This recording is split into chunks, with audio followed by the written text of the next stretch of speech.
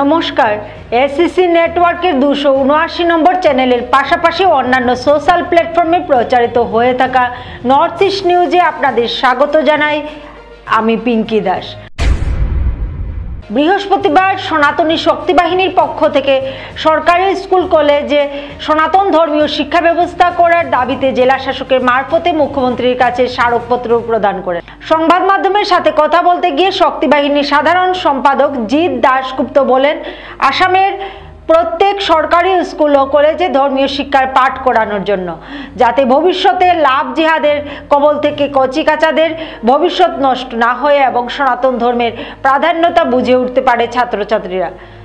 তারা আরও বলেন, যদি আসামের মুখ্যমন্ত্রীর এই ব্যাপারে নজর দেন, যাতে উনারা এই প্রয়াস যাতে অন্য ধর্মের মতো সনাতন ধর্মের শিক্ষা প্রতিষ্ঠানগুলোতে শেখানো হয়।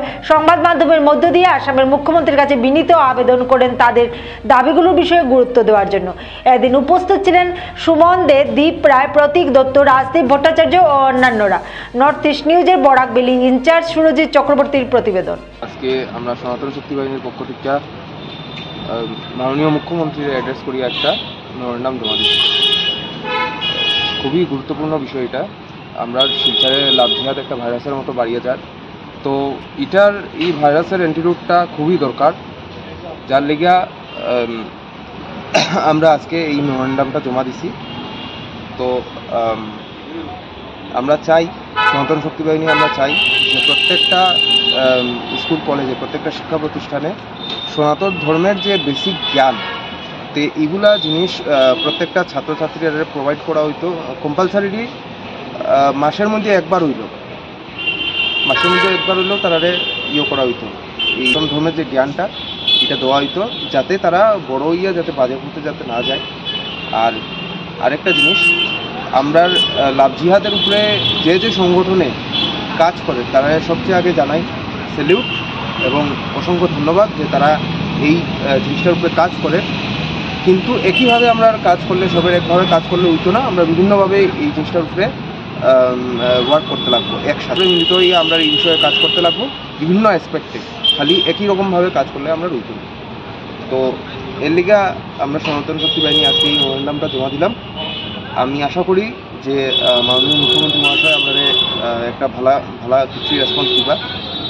তো তাইনে এখন যদি রেসপন্স ভালো করে আমরা যদি রেসপন্সটা পাই, তাইলে তো আমরা মনে করবো এটা আমরা সাকসেস, এজ এ সনাতনী হিসাবে আমরা সাকসেস। আর যদি তাই যদি কোনো পদক্ষেপ নিতে যদি ব্যর্থ হয়ে যায়, তাইলে আমরা তো রিমাইন্ডার দেওয়ার লিগে তো আমরা আসি, আমরা রিমাইন্ডার দিতে থাকবো। ধন্যবাদ। গৌরবময় জাতীয় দন্ত চিকিৎসক দিবস উপলক্ষে Lions club of Silchar valley ভিউর উদ্যোগে 781 নীলচড়াই এলপি স্কুল জারলতলা সংলগ্ন এলাকায় একটি বিনামূল্যে ডেন্টাল চেকআপ ক্যাম্পের আয়োজন করা হয়। এই শিবিরে বিশিষ্ট দন্ত চিকিৎসক ডক্টর ইবাউস সিংহ নীলছড়া বিদ্যালয় ও আশেপাশের এলাকার 102 জন শিশুর দাঁতের পরীক্ষা করেন। ডাক্তার কর্তৃক শিশুদের পূর্ণাঙ্গ দাঁতের পরীক্ষার পাশাপাশি বিনামূল্যে ঔষধও বিতরণ করা হয়।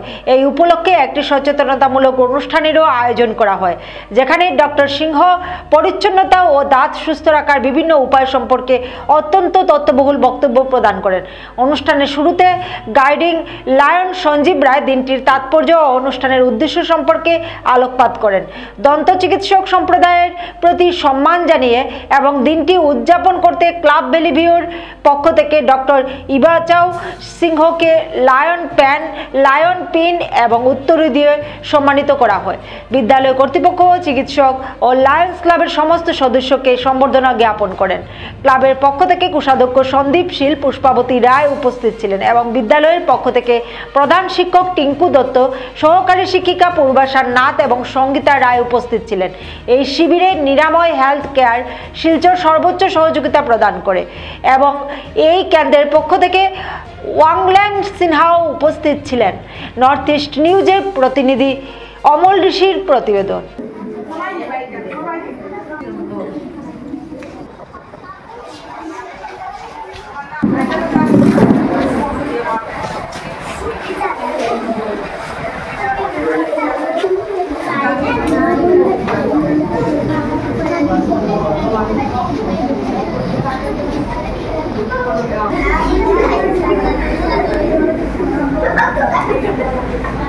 হসপিটাল বেলিভিউ উদ্যোগে আজকে নিউচড়া একটি স্কুলে আমরা একটা ডেন্টাল চেকআপ ক্যাম্প আয়োজন করেছি স্কুলের সহযোগিতায়, এবং সেখানে আমাদের বরাকৃতকার বিশিষ্ট দন্ত চিকিৎসাবিদ তথা আমাদের সবারই প্রিয়, সবারই পরিচিত ডক্টর ইবচল সিং উনি নিজে ব্যক্তিগতভাবে এখানে উপস্থিত হয়ে প্রায় 100খানি বাচ্চাদের দন্ত পরীক্ষা করেছে এবং বিনামূল্যে ঔষধও প্রদান করেছে। আমরা লায়ন্স ক্লাব অফ বেলিভিউ তথা এই স্কুল কর্তৃপক্ষ থেকে ক্লাবটি কৃতজ্ঞতা জানাচ্ছি। যেহেতু আজকে জাতীয় dentist day, national dentist day, আজকে স্কুল কর্তৃপক্ষ তথা লায়ন্স ক্লাব অফ বেলিভিউর পক্ষ থেকে আমরা ওনাকে সম্মান জানিয়ে সমগ্র ডক্টর ফ্যাকাল্টি ডেন্টিস্ট ফ্যাকাল্টিকে আমি সম্মান জানিয়েছি। আমরা আবারও ধন্যবাদ জানাচ্ছি তোমার প্রচেষ্টায় আজকে এই প্রত্যন্ত অঞ্চলে আমরা একটা সফলভাবে ডেন্টাল ক্যাম্প আয়োজন করতে পেরেছি। তৃতীয় দিনেও অব্যাহত কর্মবিরতি এনএইচএম কর্মীদের শিলচরে। সারা আসাম এনএইচএম কর্মচারী সংস্থার ডাকে শিলচরেও 3 দিনের কর্মবিরতি অব্যাহত। তৃতীয় দিনেও শিলচর মেডিকেল কলেজ ও এসএম দেব সিভিল হাসপাতালে অস্থায়ী কর্মচারীরা কর্মবিরতিতে বসেন।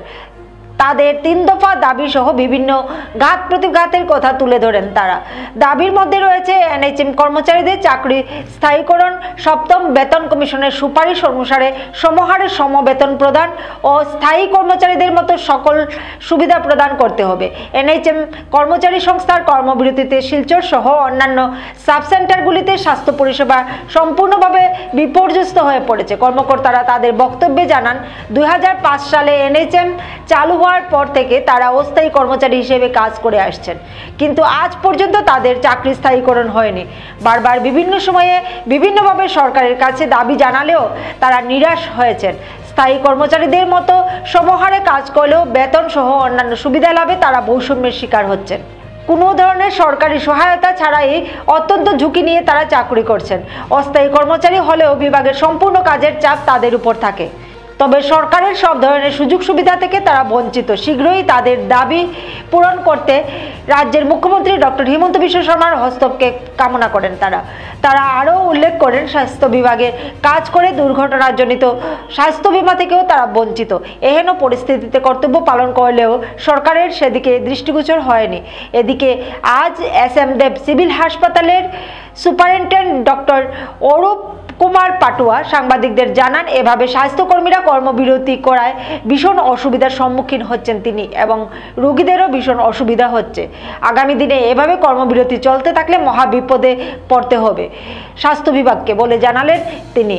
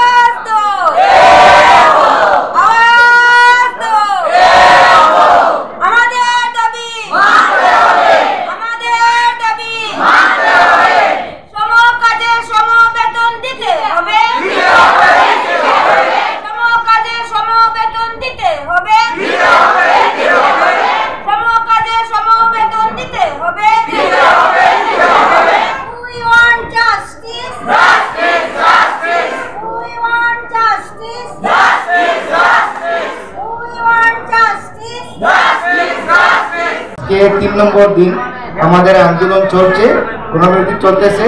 এখন পর্যন্ত প্রশাসন থেকে আমাদের সঙ্গে কোনো কথাও হয়নি, কেউ আসেনি, কোনো খোঁজখবর নেয়নি। আসামের মুখ্যমন্ত্রীও কোনো খোঁজখবর নেয়নি, একটি শব্দ ব্যবহার করেননি আমাদের এমপ্লয়ীদের জন্য। আমাদের আন্দোলন এখনো চলছে আর আগে চলবে। আমাদের দাবিগুলো ছিল এনএইচএম কর্মীদের চাকরি স্থায়ীকরণ করা, পে স্কেল দেওয়া এবং আমাদের 7 পে দেওয়া এবং সমকাজের সমবেতন, অন্যান্য ক্ষেত্রে স্থায়ী কর্মচারীদের সমমর্যাদা সমসুবিধা দেওয়া, ওইগুলো আমাদের দাবি ছিল। কিন্তু এখনো পর্যন্ত আমাদের সঙ্গে কেউ যোগাযোগ করেননি। আসামের মুখ্যমন্ত্রীর কাছে আমাদের বিনম্র অনুরোধ, উনি যেন আমাদের দিকে একটাবার তাকিয়ে দেখেন। ধন্যবাদ। আজকে আমাদের ক্যান্টিনে কর্মবিরতি রয়েছে, এখন অবধি আমাদের কেউ কোনো খবর নেই। আজকে 18 বছর এনআরএসএম করা হয়েছে, কিন্তু আমরা বারবার সরকারের কাছে বারবার ইন্টারভিউ দিতেছি, কিন্তু আমাদের জুনিয়র মেয়েরা চাকরি পায়, আমরা সিনিয়র মেয়েরা না। শিক্ষক থেকে গুয়াহাটি যাই বারবার। আমাদের যে বেতন দেওয়া হয়, আমাদের সিপিএফ কাটা হয় না, কিছু করা হয় না, কিন্তু আমরা যে বেতনটা পাই সেই বেতনটাই আমাদের চলে না। আমাদের বাচ্চা কাচ্চা সংসার সব কিছু আছে।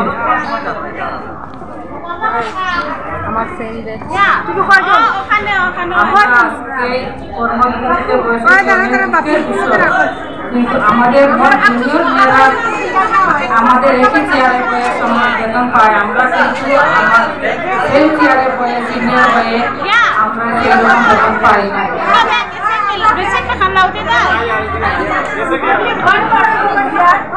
আমাদের আজকের এই ঘটনার মূল উদ্দেশ্য হইল যে সরকারের কাছে বারংবার যে আমাদের অ্যাকর্ডিং টু সিনিয়রিটি ওয়াইজ রেগুলারেশন করতে করেন, আর অ্যাকর্ডিং টু আমাদের যে এনআরএসএম স্টাফ আছে সবাই সমানভাবে সমবেতন দিয়ে দেন।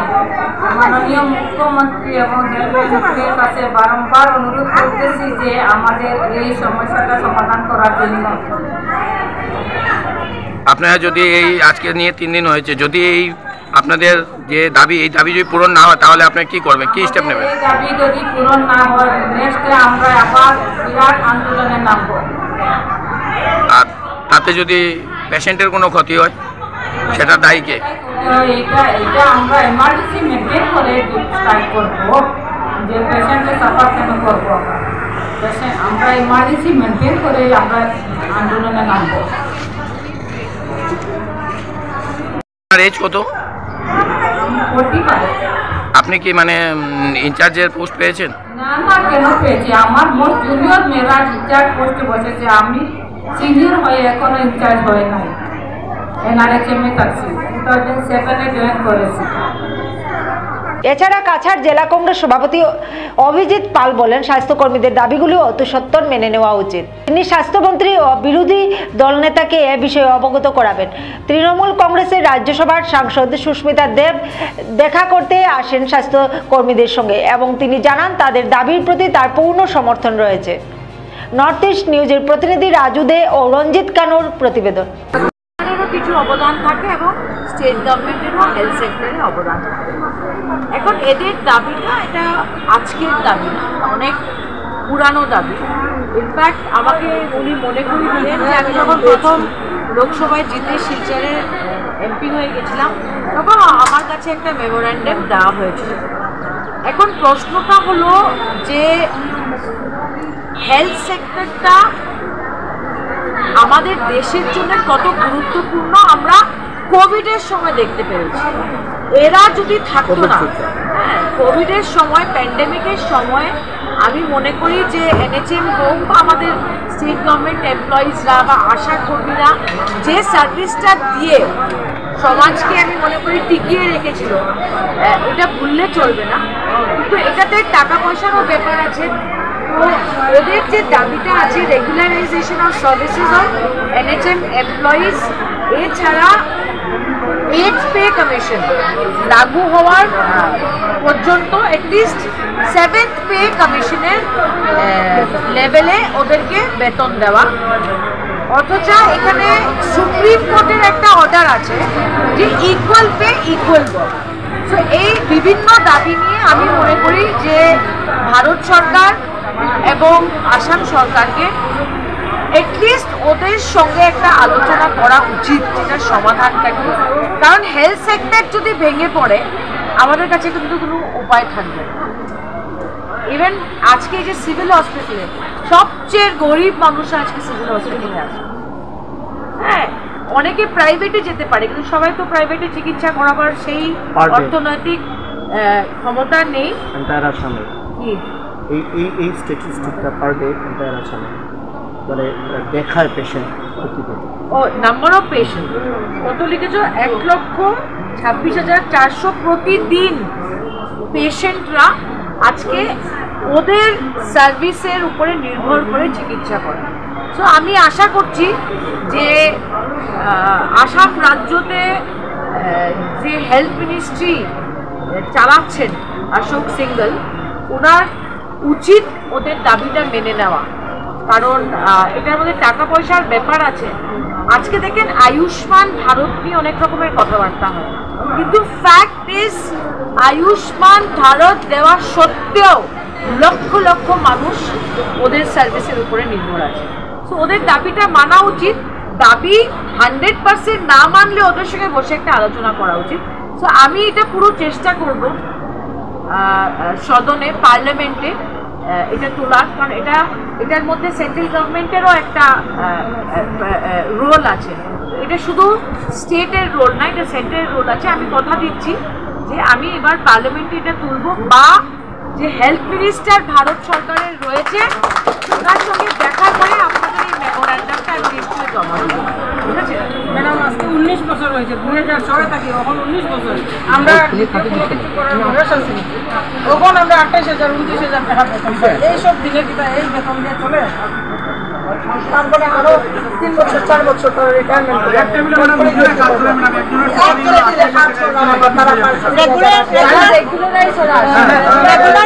ম্যাডাম যত টাকা দিয়ে চাল কিনবে আমিও সেই টাকা দিয়ে দেখা যায় এই 8 ঘন্টার পরে আরো 8 ঘন্টা আমরা চাকরি করতাম। ঘরে এতগুলো ইলেকশন আছে আসাম গভর্নমেন্টের হেলথ বিভাগে, সময় ম্যাডাম আমরা কোভিড যোদ্ধা, এখন আমরা বিতাড়িত। এমনই অবস্থা হয়েছে, এখন তো মিসেস ডাইভোর্স দেওয়ার সময় হয়ে যাচ্ছে। আমরা তো আমাদের প্রাইভেট লাইফ মানে আমরা আমাদের বাচ্চার চিন্তা করিনি কোভিডের সময়, বাচ্চা ফেলে রেখে এটা করে ওনারা ওনাদের ন্যায্য দাবি নিয়ে ওনারা আজকে আন্দোলন চালিয়ে গেছেন। কিন্তু সত্যিকার অর্থে এনএইচএমের যারা কর্মচারীরা, এরা সত্যিকারের সমাজসেবী, এরা মানে নিজের জীবনের ঝুঁকি নিয়ে যেভাবে সত্যিকারের সমাজসেবা করে থাকেন, মানুষের ইমার্জেন্সি সার্ভিস দিয়ে থাকেন।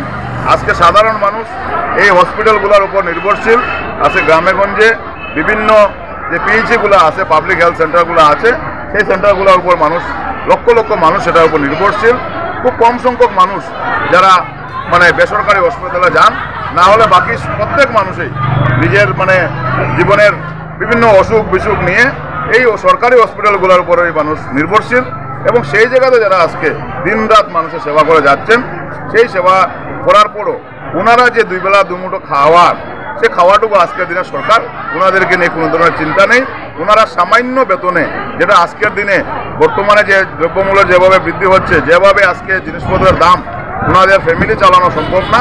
কিন্তু অনেকের আজকে রিটায়ারমেন্টের সময় এসে গেছে, এখন পর্যন্ত ওনাদের মানে চাকরি পার্মানেন্ট হয়নি, এবং ওনারা ন্যায্য যতটুকু বেতন পাওয়া উচিত সেই বেতনটুকু থেকে ওনারা বঞ্চিত। আজকে 3 দিন ব্যাপী প্রায় 22,000 কর্মচারীরা সমগ্র আসামে ওনারা আন্দোলন চালিয়ে গেছেন। কিন্তু সরকার থেকে বা প্রশাসনের পক্ষ থেকে এখন পর্যন্ত আজকে 3 দিন কর্মবিরতি ওনাদের শেষ হওয়া পর্যন্ত কেউ এসে ওনাদের সাথে যোগাযোগ করেনি। আমরা ওনাদের প্রতি সহানুভূতি জানিয়ে আজকে শিলচর জেলা কংগ্রেস আমরা মুখ্যমন্ত্রী এবং স্বাস্থ্যমন্ত্রীর উদ্দেশ্যে আমরা একটা স্মারকলিপি দেব, যাতে অতি সত্বর তাদের যে ন্যায্য দাবি সেগুলো যাতে পূরণ করা হয়।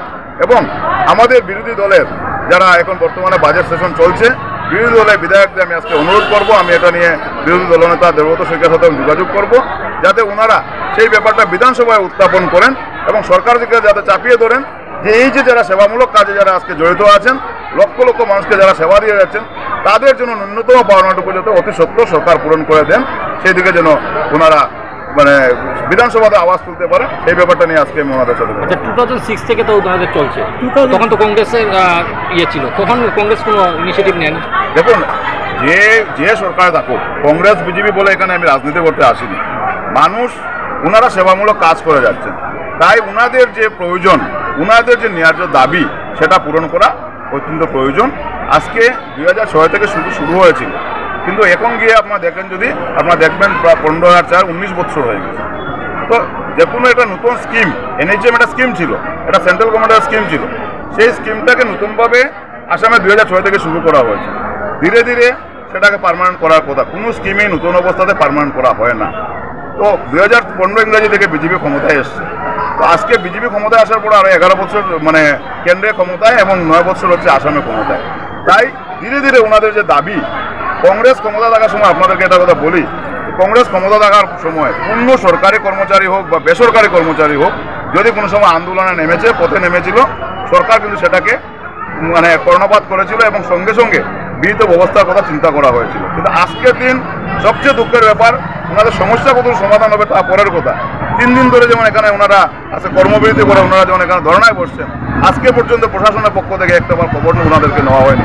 এখানে কোনো মানুষ অসুস্থ হয়েছে কিনা সেটা খবর নেওয়া হয়নি। 3 দিন ধরে আজকে জরুরি পরিষেবা বন্ধ আছে, সেটা নিয়ে মানুষ কিভাবে দুর্ভোগে আছেন সেটা নিয়ে একবার প্রশাসন সেটা খবর নেয়নি, সরকার খবর নেয়নি। সেটাই হচ্ছে সবচেয়ে বড় নিন্দনীয় ব্যাপার। আরেকটা পয়েন্ট আমরা জাস্ট নিই যে যখন 2005-এ অ্যাকচুয়ালি রাজ্যটা স্টার্ট হয়েছিল, তখন আমাদের বর্তমান মুখ্যমন্ত্রী ছিলেন স্বাস্থ্যমন্ত্রী। উনি অবধি এই কংগ্রেস মন্ত্রিসভায় তিনি ছিলেন স্বাস্থ্যমন্ত্রী। 2011-তে যখন এনএচএম কর্মীরা প্রথম তাদের দাবি ওটা করে পুরা সিএম চিফ মিনিস্টার গেছিল যে আমাদের 6 বছর 7 বছর হয়ে গেছে, আমাদেরকে একটা রেগুলারাইজ বা আমাদের পেতে হবে। তখনের মুখ্যমন্ত্রী তরুণ গগৈ নির্দেশ দিয়েছিলেন এবং আজকের মুখ্যমন্ত্রী তৎকালীন স্বাস্থ্যমন্ত্রীকে যে এনআইসির ব্যাপারে মন্ত্রী যারা আছে ওদেরটা কীভাবে কনসিডার করা যায়। কিন্তু খুব দুঃখের বিষয়, খোদ হেমন্ত বিশ্ব শর্মা যিনি স্বাস্থ্যমন্ত্রী ছিলেন, তিনি কখনো কংগ্রেস আমলে সেই সব কর্মচারীদের জন্য কোনো নাক গলাননি, কোনো কিছু চেষ্টা করেননি। আজকের দিন 9 বছরে তো নামগন্ধই নেই। এই যে আবার সভাপতি বললেন আজকে 22,000 এমপ্লয়ি, আজকে 22,000 এমপ্লয়ি এখানে আজকে ধর্মঘটে নেমেছে। প্রশাসন মানে মুখ্যমন্ত্রী তো প্রশাসন, সেই মুখ্যমন্ত্রী প্রশাসন সামান্যতম আপনার একটা খবর নেওয়ার চেষ্টা করে না, ওরা কীভাবে আছেন না আছেন, কী তাদের অভিযোগ, কী তাদের অনুযোগ। জাস্ট পয়েন্ট আউট ইট সেটা হেমন্ত বিশ্ব শর্মা আগেও রেসপন্সিবল ছিলেন কংগ্রেস আমলে, কংগ্রেসের উপরে ঠেলে লাভ নেই। উনি ছিলেন ইন্ডিপেন্ডেন্ট, ওনার উপরে ছিল অনেক ক্ষমতা, তখনও কিছু করেননি। আজকে 9 বছরে আজকের জন্য তিনি কিছু করছেন না। জাস্ট এতটুকু পয়েন্ট আউট করে। শিলচর ক্যানেল ক্লাব আয়োজিত বহু প্রতীক্ষিত 39তম all breed championship dog show অনুষ্ঠিত হতে চলছে শহর শিলচরে টাউন ক্লাব ময়দানে। এই প্রতিযোগিতা অনুষ্ঠিত হবে 9 মার্চ। প্রতিযোগিতায় অংশ নিতে কলকাতা, জামশেদপুর, দিল্লি, গুয়াহাটি সহ দেশের বিভিন্ন প্রান্ত থেকে এক্সিবিটররা উপস্থিত থাকবেন তাদের কুকুর নিয়ে। প্রথম বিচারপতি উপস্থিত থাকবেন ইউক্রেনের টেটিয়ানা বেরিসোভা এবং দ্বিতীয় ক্রেভসেনকো। চ্যানেল ক্লাব অফ ইন্ডিয়া যে শো ক্যালেন্ডার প্রকাশ করে সেই ক্যালেন্ডারে ডেট না পাওয়াতে এবছর এই প্রতিযোগিতা অনেকটাই দেরিতে হচ্ছে। তবে এক্সিবিটরদের অনেকটাই উৎসাহ রয়েছে। এই প্রতিযোগিতায় নতুনভাবে কেসিআইয়ের নাম পঞ্জীকৃত করতে পারবেন এক্সিবিটররা। যাক সাংবাদিক সম্মেলনে কথা জানান সম্পাদক প্রশান্ত কিশোর দাস এবং সভাপতি জয়ন্ত কুমার ঘোষ। নর্থ ইস্ট নিউজের প্রতিনিধি হিফজুর রহমান বরভুইয়ার প্রতিবেদন। 9 মার্চ শিলচর টাউন ক্লাব মাঠে আমাদের 38 এবং 39তম ডগ শো শিলচর ক্যানেল ক্লাবের ব্যবস্থাপনায় আয়োজন করা হয়েছে। এতে জাজ হিসাবে আসছেন সুদূর ইউক্রেন থেকে 2জনই লেডি জাজ, টেটিয়ানা বেরিসোভা এবং দ্বিতীয়জন হচ্ছেন ক্রেভচেনকো। তো প্রথমবারের মতো আমরা 2জন লেডি জাজেস বিদেশ থেকে আনছি। গতদিনে অনেকবারই বিদেশ থেকে জাজ এসছেন, খুবই সুন্দর আমাদের অনুষ্ঠান অনুষ্ঠিত হয়েছে। তো এবারে আমাদের কি হয়েছে প্রবলেম একটা দাঁড়িয়েছে কি, আমাদের যে আমরা তো affiliated to KCI, that is kennel club of India. তো সেখান থেকে আমরা শো এর ডেট শো ক্যালেন্ডারে পাবলিশ হতে দেরি হয়েছে, বা যার জন্যে আমাদের শোটা আমরা শোটা পিছিয়ে গেছে আর কি বলতে হবে। আর এই গরমে কুকুর খুব কষ্ট পায়, আপনারা যারা কুকুর পোষেন সবাই জানেন।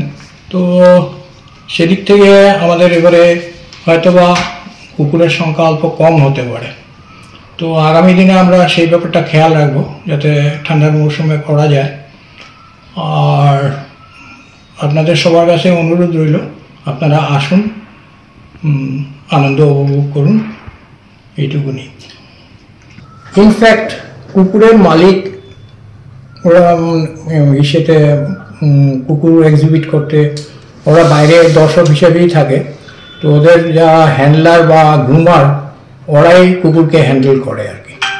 তো আমাদের যে এই যে 38 এবং 39তম, দ্যাট ইজ প্রতিবারে আমাদের দুটো রিং থাকে। তো দুটো রিংয়ে দুজন জাজ থাকে, দুটো রিংয়ে যে বেস্ট হয় ওকে বেস্ট ইন শো দেওয়া হয় আর কি। আর সুবিধার মধ্যে দেখুন আমাদের সেটা যদি জিজ্ঞেস করেন তো ক্লাবের তরফ থেকে যত সম্ভব সে কমফোর্ট দেওয়ার চেষ্টা করা হয়। ব্রিডিং রেজিস্ট্রেশন বা এই ধরনের কিছু থাকবে? হ্যাঁ, যদি কেউ ইন্টারেস্টেড হয় KCI এর আন্ডারে কুকুর রেজিস্ট্রেশন করতে চায়, দে আর মোস্ট ওয়েলকাম। আমরা ফর্মটাও নিয়েই থাকবো। এবারে শোতে যেহেতু কলকাতা আমাদের নিয়ার বাই এসে, কলকাতার থেকে এক্সিবিটার্সরা বেশি, তাছাড়া জামশেদপুর বা দিল্লি সাইড থেকেও 2-4 খানা কুকুর আসছে আর কি, আর গুয়াহাটি তো আছেই, ওইটুকুনি আর কি। এবারে এক্সিবিটার্স নীল। শিলচর জেলা ক্রীড়া সংস্থা আয়োজিত মৃদুল হোর স্মৃতি প্রাইজ মানি তৃতীয় ডিভিশন নকআউট ক্রিকেট শুরু হচ্ছে আগামী শনিবার 8 মার্চ, চলবে 3 এপ্রিল পর্যন্ত। বুধবার সংস্থার তুলসীদাস বণিক স্মৃতি সভাকক্ষে সভাপতি শিবব্রত দত্তের পৌরোহিত্যে অনুষ্ঠিত এক সাংবাদিক সম্মেলনে প্রতিযোগিতার ব্যাপারে বিস্তারিত জানান ডিএসএ কর্মকর্তারা। শিবব্রত দত্ত বলেন, তৃতীয় ডিভিশনের এই প্রতিযোগিতা সংস্থার কাছে প্রতিভা বিকাশের একটি বড় মঞ্চ হয়ে উঠতে পারে। যদি এখান থেকে প্রতিভাবান খেলোয়াড় তুলে আনা যায় তাহলে সংস্থার জন্য এটি হবে একটি বড় সাফল্য। এই প্রতিযোগিতা স্পন্সর করতে এগিয়ে আসায় প্রাক্তন সভাপতি বাবুল হুডের ভূয়সী প্রশংসা করেন। সেই সঙ্গে অভিভাবকদের মাঠে এসে খেলা উপভোগ করার পাশাপাশি উঠতি খেলোয়াড়দের উৎসাহিত করার আহ্বান জানান শিবব্রত। সচিব অতনু ভট্টাচার্য বলেন, গতবারের মতো এবারও 64টি দল খেলবে। প্রতিযোগিতা শুরু হবে সতীন্দ্রমোহন দেব স্টেডিয়াম থেকে, তবে বেশ কিছু ম্যাচ ইন্ডিয়া ক্লাব মাঠেও অনুষ্ঠিত হবে। স্পন্সর হিসাবে এগিয়ে আসার জন্য তিনিও বাবুল হুডের প্রশংসা করেন। বিশেষভাবে উল্লেখ করেন, বাবুল বাবু এগিয়ে আসায় প্রতিযোগিতার পুরস্কার মূল্য এবার অনেকটাই বেড়েছে।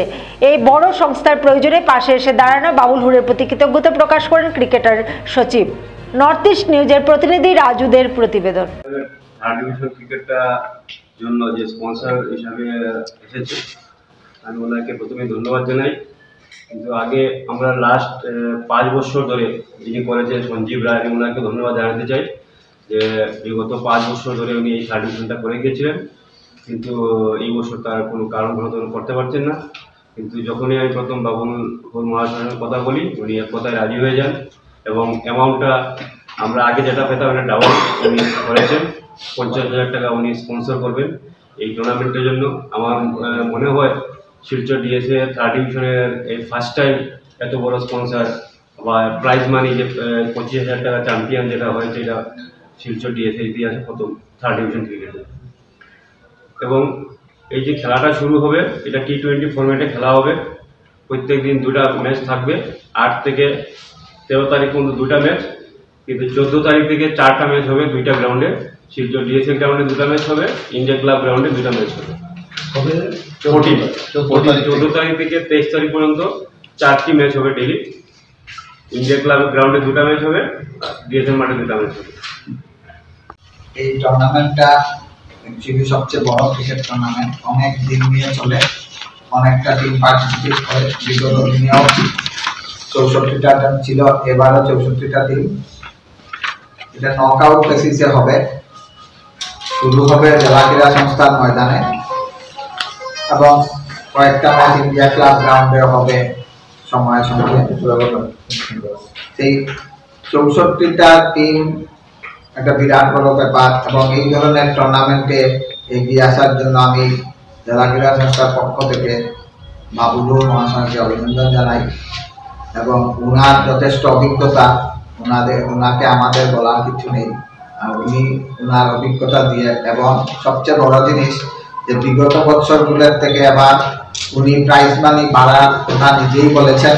তার জন্য ওনাকে আমি আরও একবার ধন্যবাদ জানাই, কারণ এইবার উনি প্রাইজ মানি 25,000 টাকা রেখেছেন, যেটা বিগত দিনে 10,000 টাকা ছিল। রানার্স আপ 15,000 টাকা এবং best player man of the tournament man of the series 2000 টাকা করে রেখেছেন। এই টুর্নামেন্টে এত বড় প্রাইজ অ্যামাউন্ট জেলাক্রীড়া সংস্থার ইতিহাসে এটা প্রথম থার্ড ডিভিশনে, এবং আগামী দিনেও উনি এগিয়ে আসলে আরো বড়ভাবে টুর্নামেন্ট হবে বলে আমি মনে করি, কারণ সর্বদা ওনার প্রচেষ্টা জেলা ক্রীড়া সংস্থার উপরে ছিল এবং থাকবে বলে মনে করি। সেই খেলাগুলা দিবসে 2টা করে ম্যাচ হবে, 20 ওভারের ম্যাচ হবে। একটা ম্যাচের টাইম দেওয়া হয়েছে 8:30, আরেকটা ম্যাচের টাইম দেওয়া হয়েছে 12:30। বাকি যে টেকনিক্যাল ব্যাপারটা আমার ক্রিকেট সেক্রেটারি উনি তৈরি করেছেন, উনি বিস্তারিতভাবে বলবেন। শুধু এইটুকুই বলতে পারি যে প্রত্যেক দিন 2টা ম্যাচ করার জন্য আপনাদের মাধ্যমে টিমগুলোর কাছে যেন বার্তা পৌঁছে যায়, টাইমলি যাতে ওনারা অ্যাটেন্ড হন মাঠে, এই বলেই আমি আমার বক্তব্য এখানে শেষ করছি। এসিসি নেটওয়ার্কের 279 নম্বর চ্যানেলে 24 ঘন্টা নর্থ ইস্ট টিভির বিভিন্ন সংবাদ, সঙ্গীত, নৃত্য, আসন, ক্রীড়া, চলচ্চিত্র, বিনোদনমূলক বিভিন্ন বিষয় প্রচারিত হয়ে থাকে। আপনাদের যে কোনো বিজ্ঞাপন, সংবাদ, সঙ্গীত ইত্যাদি প্রচারের জন্য আমাদের সাথে যোগাযোগ করুন।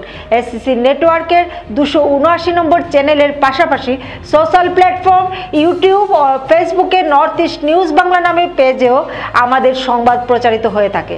সেখানে কমেন্টের মাধ্যমে আপনার মোবাইল ফোন নাম্বার তুলে ধরুন, আমাদের প্রতিনিধি আপনাদের সাথে অবশ্যই যোগাযোগ করবে। ভারতের উত্তর পূর্বাঞ্চলের পাশাপাশি অন্যান্য স্থানের বিশেষ কিছু খবরের জন্য দেখতে থাকুন নর্থ ইস্ট নিউজ। ধন্যবাদ।